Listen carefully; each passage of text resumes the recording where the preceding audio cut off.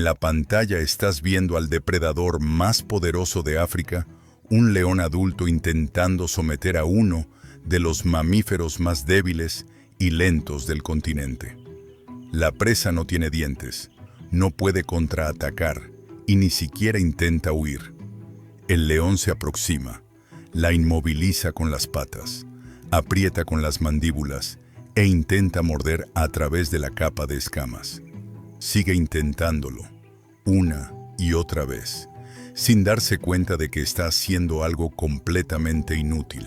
Tras varios minutos, se rinde. El pangolín se marcha, casi sin dejar rastro alguno de que un ataque acababa de ocurrir.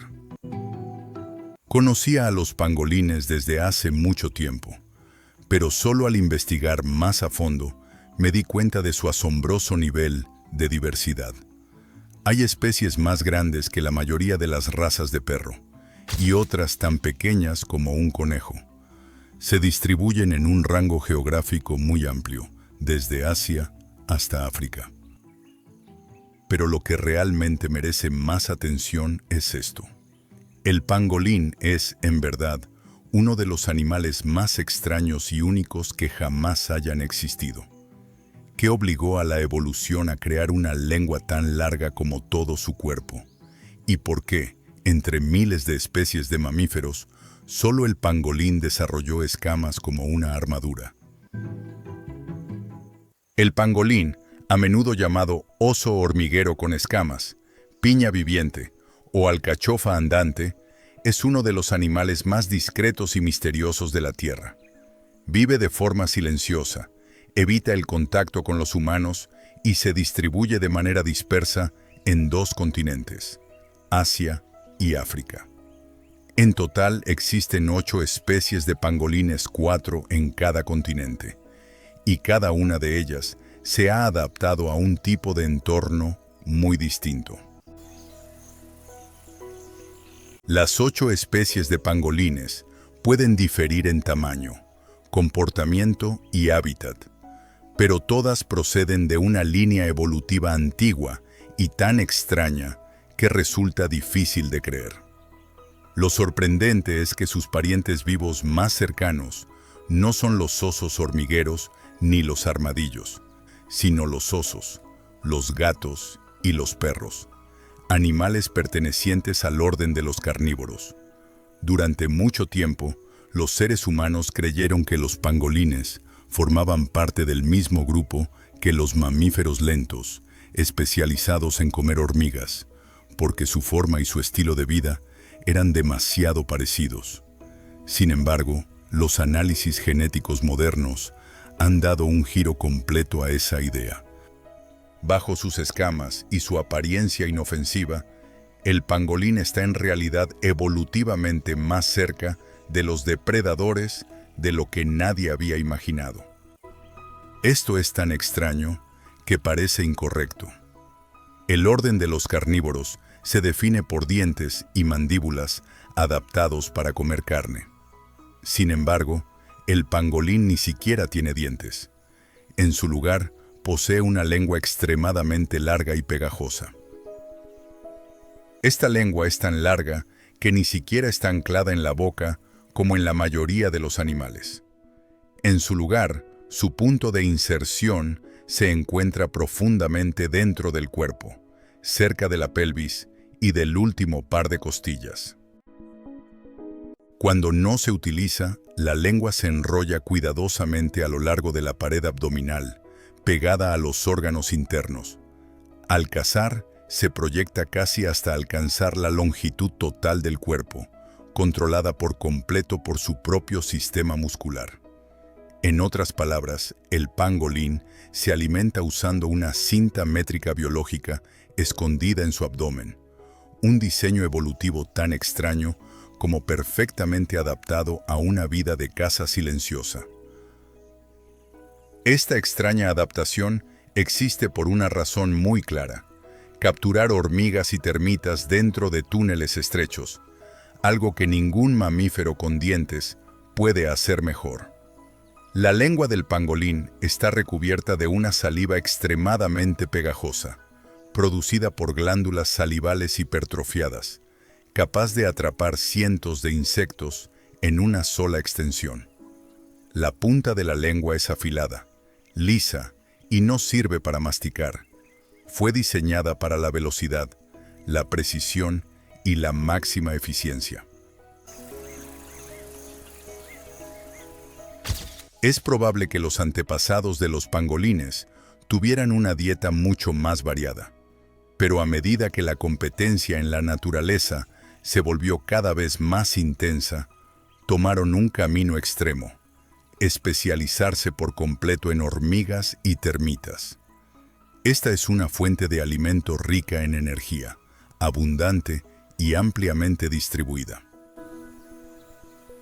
Por eso, el hecho de que los pangolines se parezcan a los osos hormigueros o a los armadillos no se debe a un parentesco cercano, sino al resultado de la evolución convergente, líneas evolutivas distintas que, por pura presión ambiental, llegaron accidentalmente a la misma solución. Aunque rara vez reciben atención, los pangolines desempeñan un papel muy importante en el ecosistema.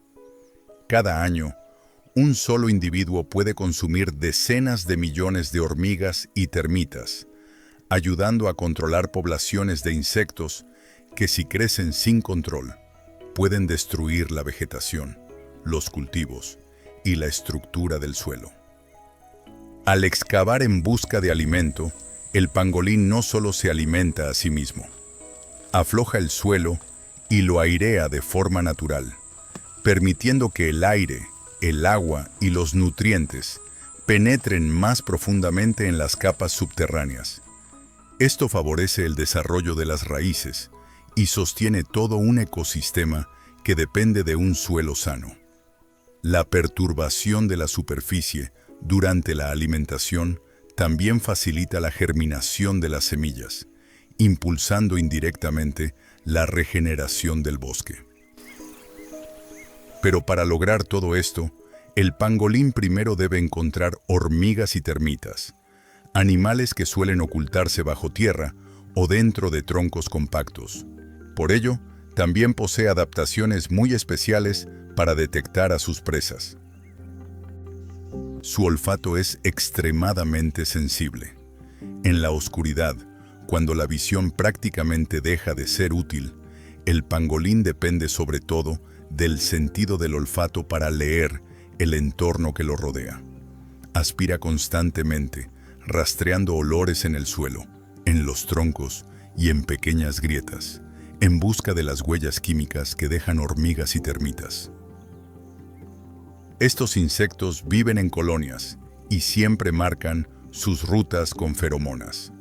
Para el pangolín, eso no es solo un olor, sino un mapa invisible que conduce directamente a la fuente de alimento, oculta bajo tierra o dentro de la madera en descomposición. Gracias a un olfato altamente desarrollado, puede localizar con precisión los nidos antes de excavar, ahorrando energía y reduciendo el tiempo que permanece expuesto al peligro. El olfato no solo ayuda al pangolín a alimentarse, sino que también determina la forma en que encuentra pareja. Las glándulas anales del pangolín segregan olores muy intensos para marcar madrigueras y rutas de desplazamiento. En una especie de vida solitaria, estas señales químicas son la única manera de que los individuos puedan encontrarse entre sí. Aún así, el pangolín no es completamente solitario. Entre la madre y su cría existe un vínculo especial.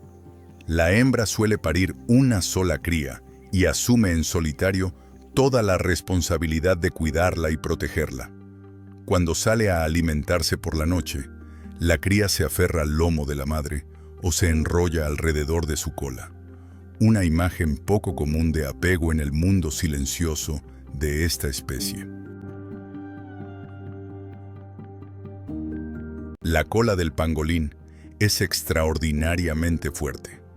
En las especies arborícolas, funciona como un gancho que les permite sujetarse y desplazarse entre las ramas.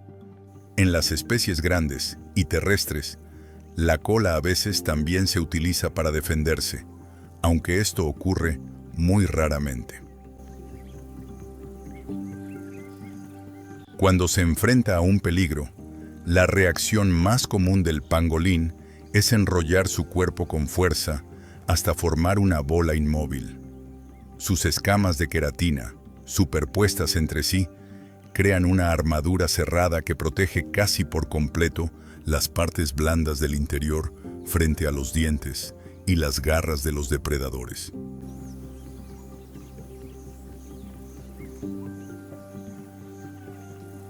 Entonces, ¿qué tan resistentes son realmente estas escamas?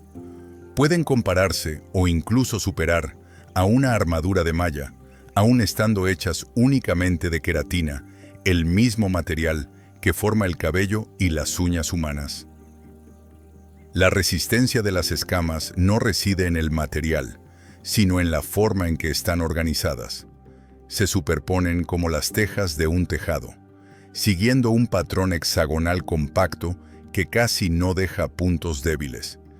En el interior de cada escama hay múltiples capas de queratina dispuestas en direcciones cruzadas, lo que hace que la fuerza del impacto se desvíe y se disperse. Cuando un depredador muerde, la fuerza no se concentra en un solo punto, sino que se reparte entre varias escamas al mismo tiempo, volviéndose extremadamente difícil de penetrar. En la práctica, es precisamente este mecanismo de dispersión de la fuerza lo que hace que la armadura del pangolín, en muchas situaciones, resulte incluso más eficaz que una cota de malla metálica.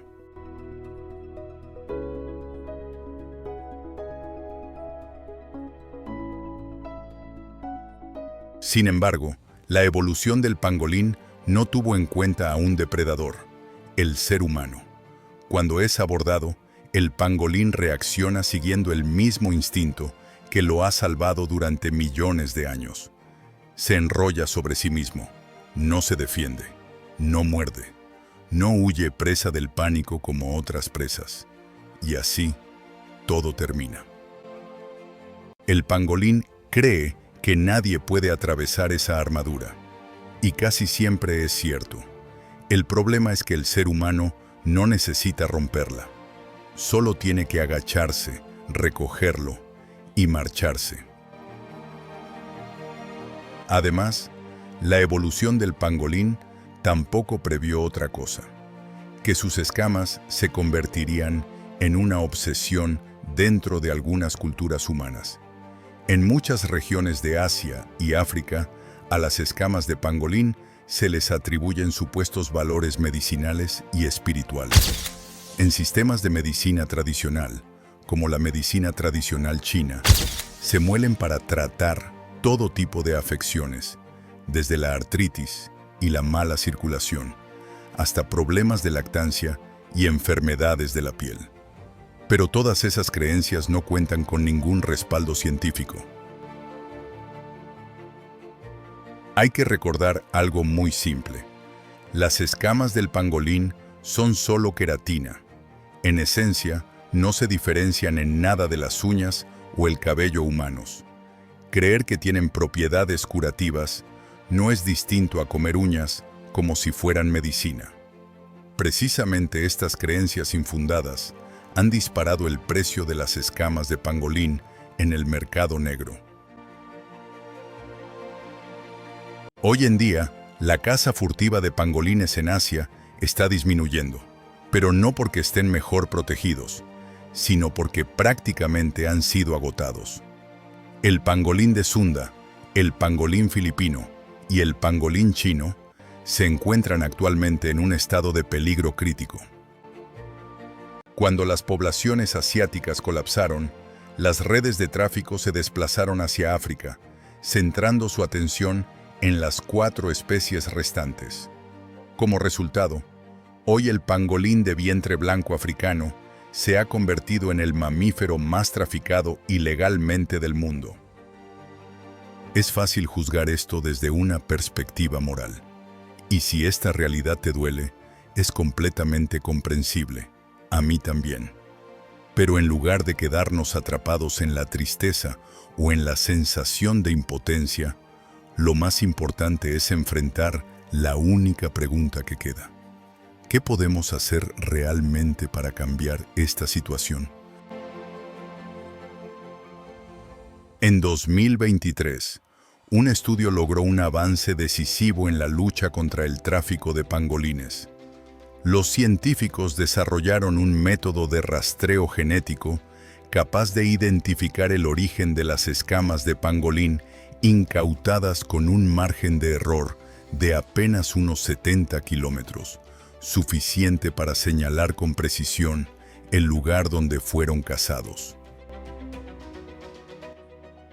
Este método se basa en un mapa genético de referencia construido a partir de 551 pangolines silvestres de origen claramente identificado, lo que permitió definir 5 grupos poblacionales asociados a regiones geográficas concretas. Al compararlo con 643 muestras de escamas incautadas en Hong Kong entre 2012 y 2018 representativas de unos 100.000 individuos traficados, el 98% de las muestras pudo rastrearse hasta solo 2 zonas de Camerún.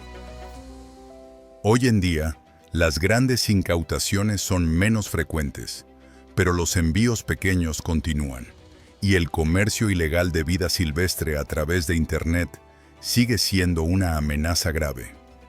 La última pieza, y la más difícil de abordar, es la demanda.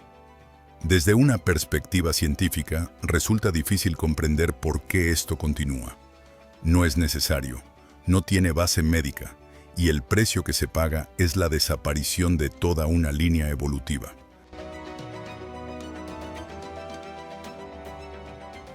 Aún así, los primeros cambios ya han comenzado a aparecer. En 2020, China eliminó las escamas de pangolín de la lista de ingredientes permitidos en la medicina tradicional y elevó al pangolín al máximo nivel de protección. Más recientemente, la farmacopea china también retiró oficialmente todos los productos derivados del pangolín. Este es un avance importante. Pero para que el pangolín tenga realmente una oportunidad de sobrevivir a largo plazo, estos cambios deben ir mucho más allá, no solo en las leyes, sino también en la conciencia humana.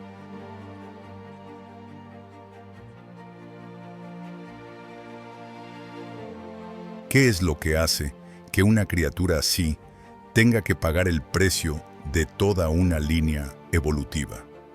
Si una especie puede sobrevivir millones de años en la naturaleza, pero no logra sobrevivir frente al ser humano, entonces, ¿dónde está realmente el problema? Tal vez el pangolín no necesita nuestra compasión, pero sí necesita que lo entendamos. Y a veces, comprender correctamente ya es el primer paso para evitar que todo vaya demasiado lejos. Si este video te pareció significativo, compártelo con tus amigos y con las personas que te rodean. Gracias.